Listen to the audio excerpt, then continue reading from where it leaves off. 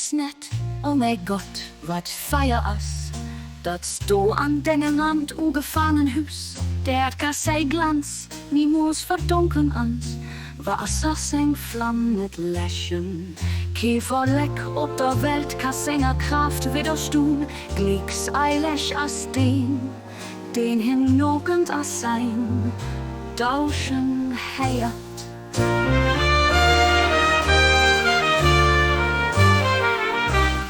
Bur von hinnen, oh mein Gott, hörst du durch den stärkend Knott, Meichlecht, dengem Feier mein Notze kommen, während du an der Zerrecke Haarhös wängst, den Dotten die hier, hen an dengen dich begangen hun, wien immerhin nokend an et erricht, am brennende Verlangsen.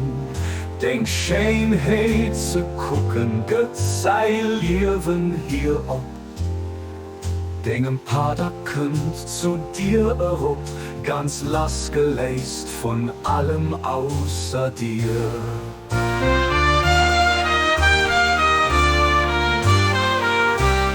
Bur von hinnen, oh mein Gott, hüst du durch den stärkend Knott, Meichlecht, dengem Feier mein Notze kommen, während du an der Zerrecke Haarhös wängst die Dotten, die hier hen an dengem Deck begangen hun, wie immer hinlockend an et erricht, am brennende Verlangsen, den Schönheit zu gucken, gezeil Leben hier ob.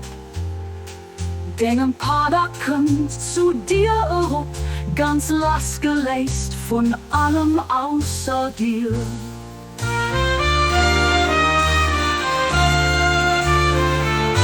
Ich bieten dich, oh mein Herr, bei diesem Feier, dat an der Welt von der Schöpfung flammt errost, zerreißt Schleier, die mich helleren, viel rundrum von denger Majestät, zererschene ab ein Argang von denger Part zu Sturm bestimmt, du für mich, oh mein Herr all Gutes, dass du an dengem Boch Ruf geschickt hast, alles nicht zu, dass ich weiter wegbleibe vom Schutz von dengem Erbarmen.